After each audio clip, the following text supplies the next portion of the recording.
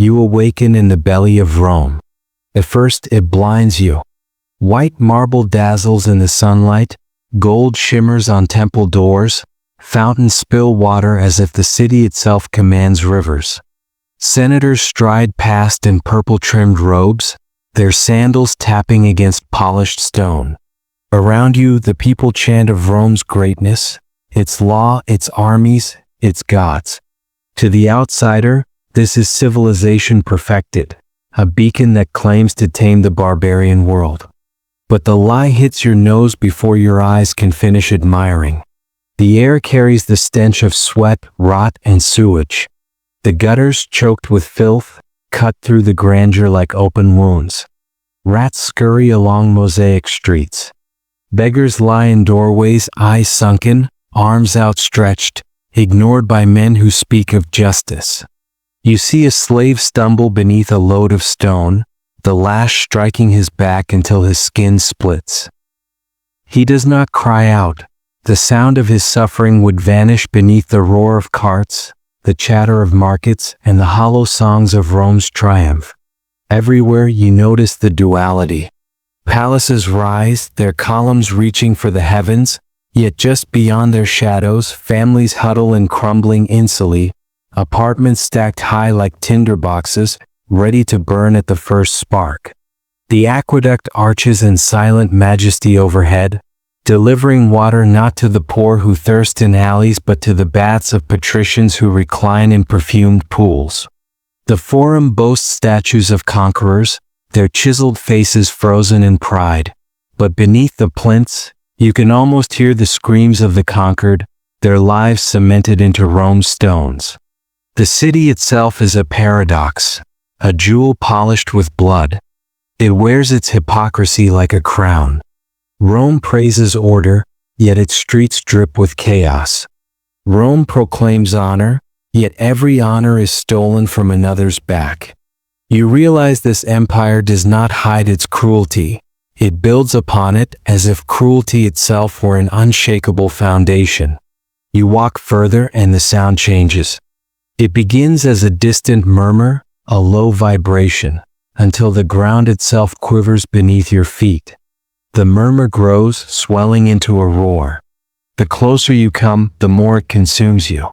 It is not the prayer of the pious, not the song of builders, not the hum of trade. It is hunger. A collective, unrestrained hunger.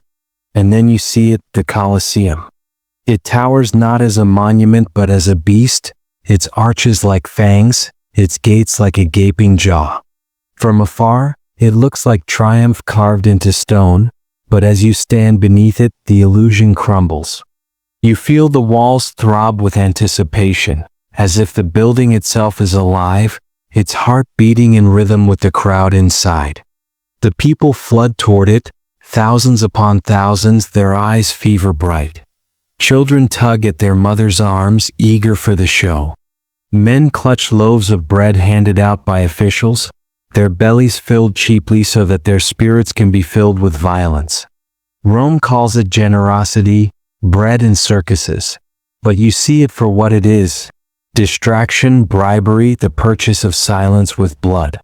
You hesitate at the threshold, but the flow of bodies presses you forward.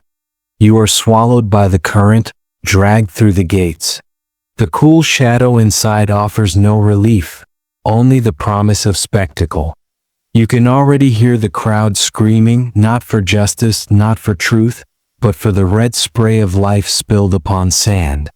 The marble, the palaces, the laws, all of it was only the mask. This is the true face of Rome. Cruelty is not whispered here. It is celebrated, demanded, worshipped. And as the gates slam shut behind you, you understand, there is no escape. You are in the jaws of the predator. Rome's appetite is endless and you are inside its stomach. The arena waits. The crowd does not watch, it devours. Its voice rises like a storm, 1,000 throats uncoiling into thunder, but hidden inside that roar is something worse than anger. It is laughter. Mockery dressed in joy. You taste it on your tongue, thick as smoke, the iron tang of blood mixed with the grit of sand, drifting down from the arena where men stagger, bleed, and choke out their final breaths. The sound of ribs cracking beneath steel echoes across the stone bowl, snapping like kindling in a fire, and yet the loudest noise is not the scream of the dying, it is the applause. Thousands rise in unison, a single beast made of flesh and cruelty demanding more. You stand amid them, suffocated by their hunger. The heat presses against your chest, the smell of sweat and piss rolling through the benches, heavy as oil, thick as suffocation. Torches spit smoke, the flames twisting black in the midday sun, carrying with them the stink of charred bone and burning fat from the morning's executions. Every breath you take is poisoned, every exhale another confession, that you are trapped in a city that has forgotten mercy. Below you the sand is no longer sand. It is a skin, a shifting carpet of blood-soaked grit where death becomes a game board.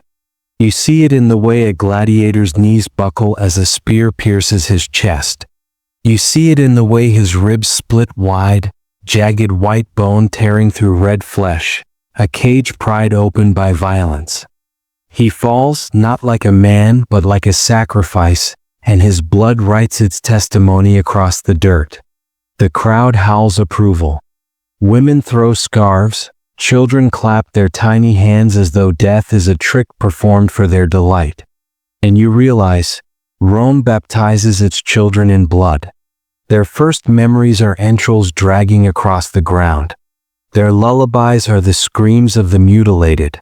Their inheritance is cruelty, passed like coin from father to son, mother to daughter. The emperor raises his hand, and silence ripples like a commandment. The wounded gladiator raises his arm, trembling, begging not for life but for release, yet his plea is not his own. It belongs to the crowd.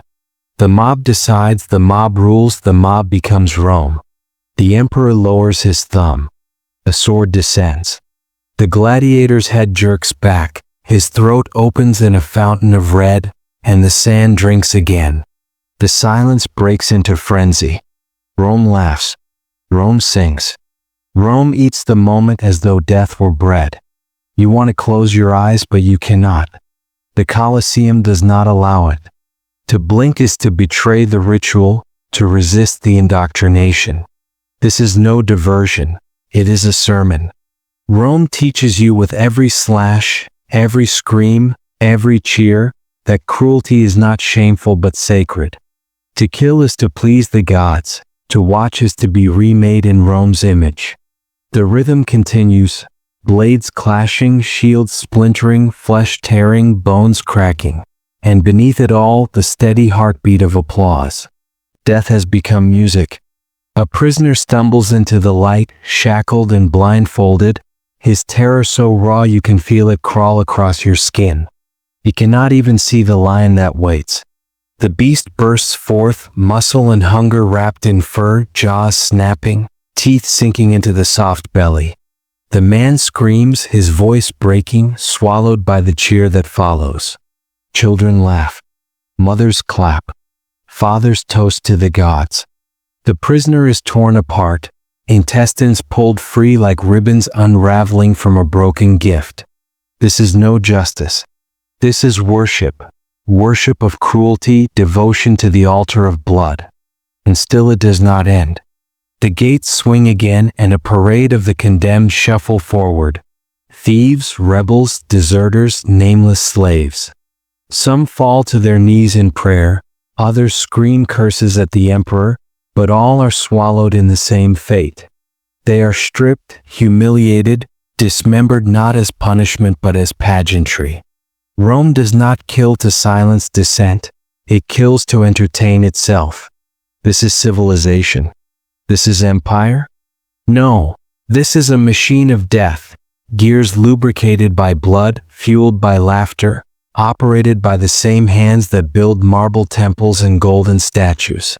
You feel the walls close in, the roar climbing higher, the rhythm pounding harder, until the sound is no longer outside you but inside, stitched into your heartbeat.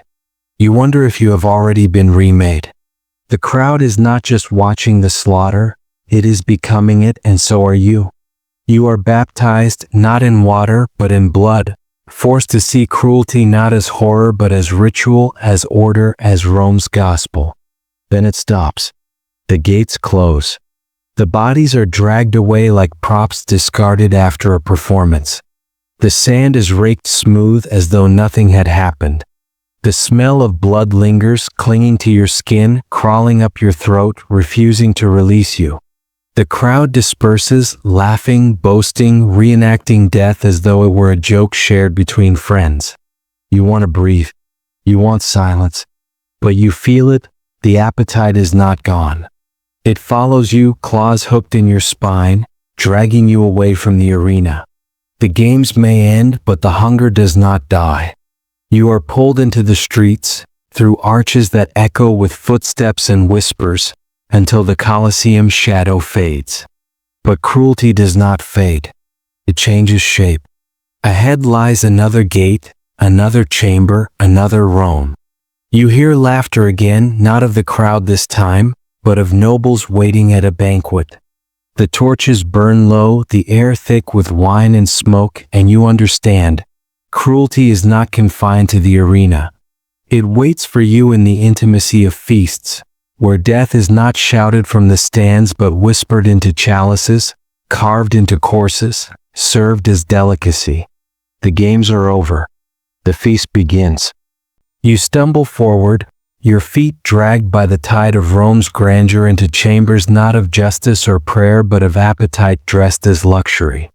The banquet hall glows with torchlight, gold glimmering on every surface, wine glistening in crystal vessels, jewels winking like cold stars from the necks of senators' wives.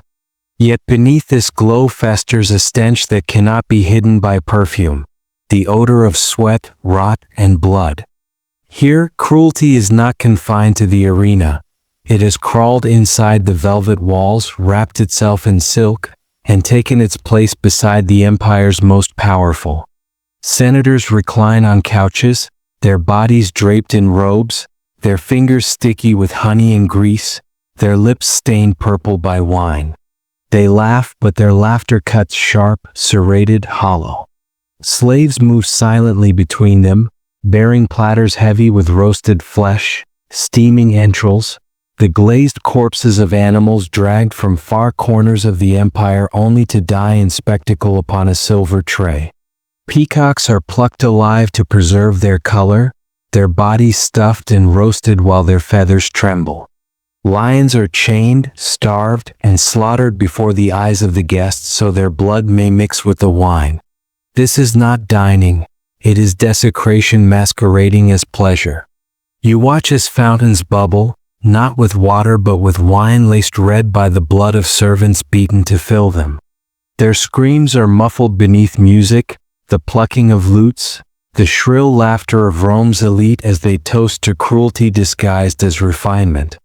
A senator wipes grease from his beard with the torn garment of a slave, tossing the boy aside as if he were no more than discarded cutlery. The child crawls back to his station, silent, trained into obedience so deep it mimics death.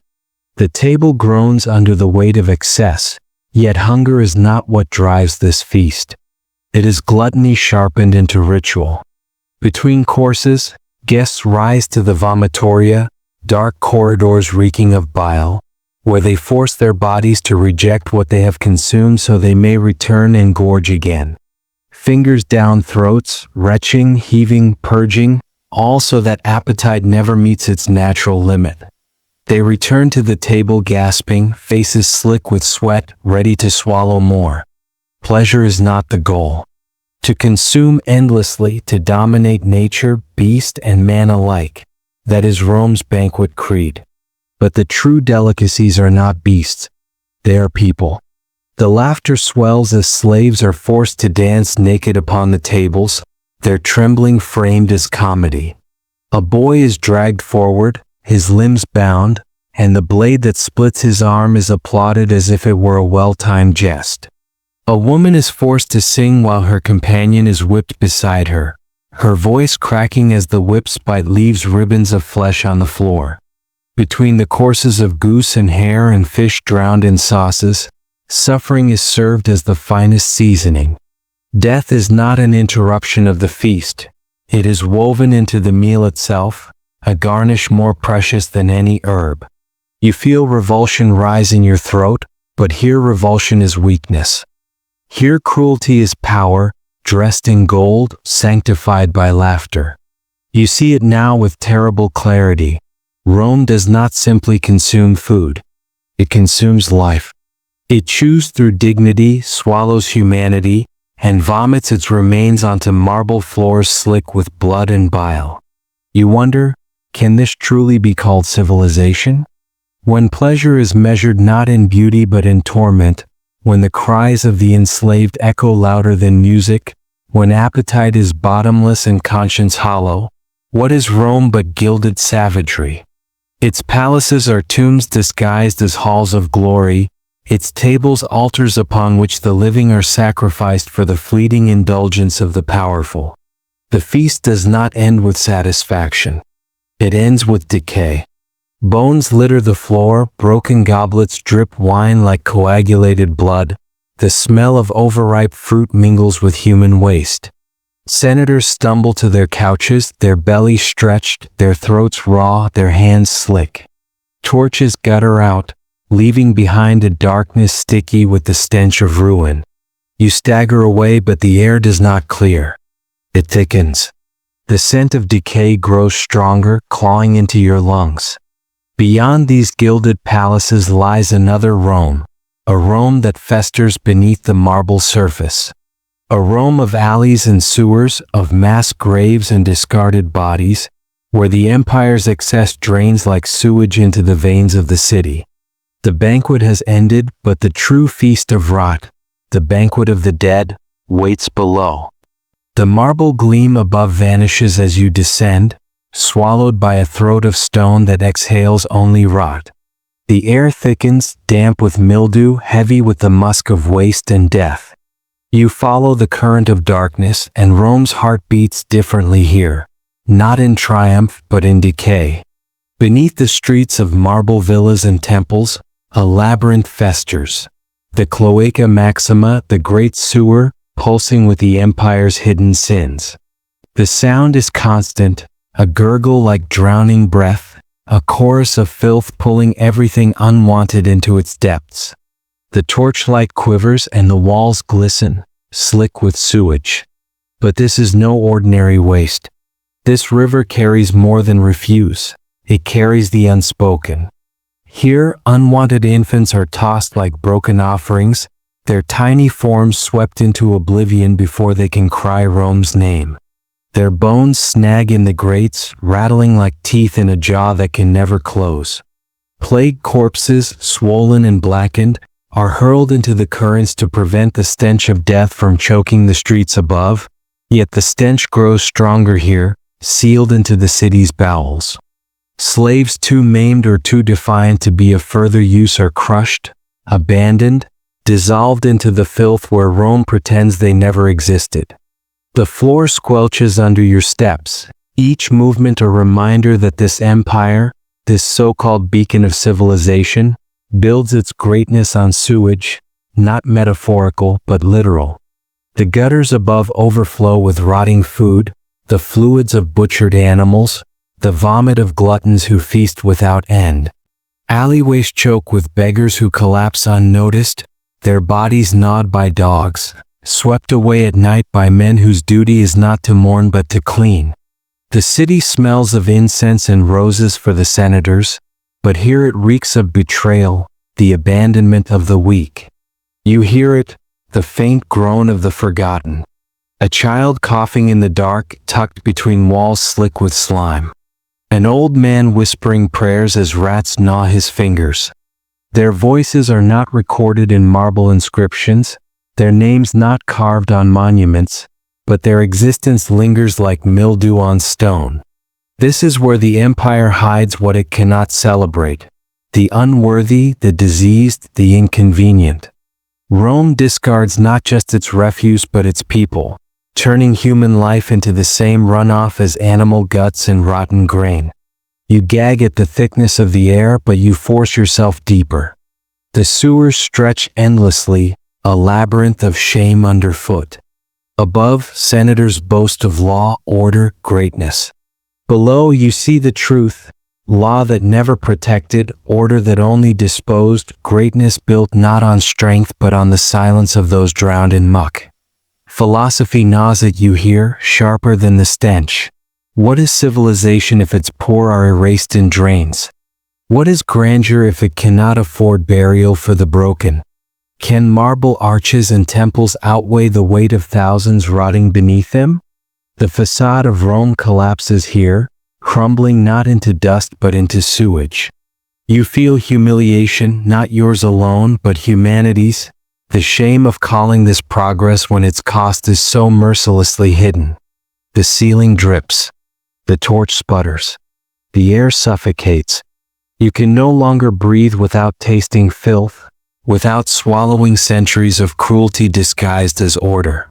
The sewers press upon you, their tunnels narrowing, until it feels like the walls themselves want to close in and bury you among the forgotten. Rome's heartbeat slows here, not in triumph but in rot, not in glory but in waste. And then, through the crushing dark, a sliver of light cuts downward like a blade. You climb, clawing your way out of the stench, lungs seared by the filth you leave behind. But the ascent does not free you. It drags you into another nightmare, into daylight where cruelty no longer hides in shadows. You emerge not into relief but into a theater of punishment, where Rome's cruelty is no longer sewage to be hidden. It is spectacle displayed proudly for the world to see. You are dragged into a square where law is nothing but a mask, and cruelty bears its true face. The stones beneath your feet are blackened, not by age, but by centuries of blood baked into the earth. You hear chains clatter before you see them, iron rattling against the trembling bones of the condemned. The square is not a place of justice. It is a stage, an open-air theater where pain itself is the performance. Crucifixions rise like a forest of agony. Bodies nailed to beams stretch across the horizon, arms pulled so tight the joints tear and tendons snap like ropes fraying under too much weight. The sun does not warm them. It scalds, blistering exposed flesh, peeling skin back until ribs gleam like ivory daggers jutting into the sky. Every scream is a hymn, a prayer not to God but to Rome's power, carried on the hot wind like incense of despair. And the people listen not with pity but with reverence. For in this empire, suffering is the anthem, and the victims are the choir. A roar splits the air. Torches ignite stacked pyres, and the fires crackle with grotesque hunger. Flames crawl up the legs of the condemned, devouring skin in waves. The smell hits you before the screams, fat bubbling, hair curling into black smoke, marrow sizzling in bones that refuse to break quickly enough.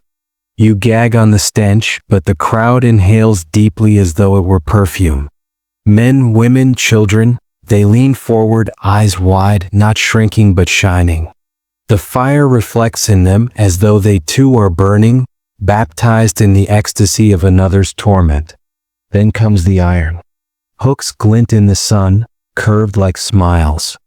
Executioners move with slow precision, sliding steel into flesh, fishing ribs outward with wet, tearing sounds louder than the victims' voices. You see a man's chest open like a broken instrument, blood spilling not in jets but in steady rivers, thick and dark. The hook jerks again. A rib cracks. The sound cuts through the crowd like music, and the people cheer, not in cruelty alone but in unity. For here, cruelty is communion, a feast where everyone eats the same dish, the spectacle of pain. And it is not hidden. It is staged, rehearsed, perfected. Rome does not stumble into cruelty, it crafts it like an artist. The condemned are posed, the punishments choreographed so that the final cry comes at the perfect moment, when the audience is ready, when the silence between screams is too long to endure. Even death has timing here, and the executioners are maestros of agony. You look at the crowd, desperate for one face turned away, for a single flinch, a shred of shame. But none exist. Children clap as a body falls half-burnt from the stake. Mothers smile while men scream for water that will never come. Fathers laugh as nails split feet on the crossbeam. No one is outside this theater. They are not witnesses. They are not judges. They are participants. Their joy completes the execution, their hunger feeds it. Without them, the spectacle would collapse. Rome does not simply kill its enemies. It baptizes its people in their screams. The square reeks of ash and oil, the stench of marrow bursting from bone.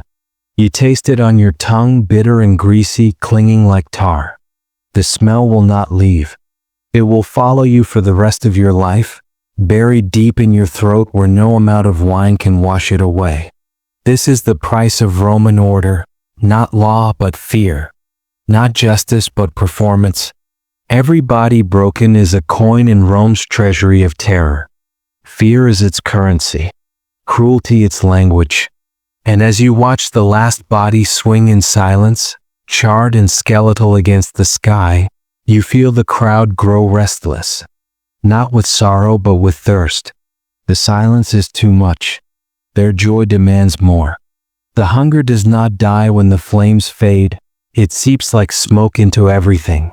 Into the streets, into the homes, into the private chambers where emperors poison their brothers, where fathers sell their daughters, where mothers discard their newborns. What bleeds here in public does not stay in the square.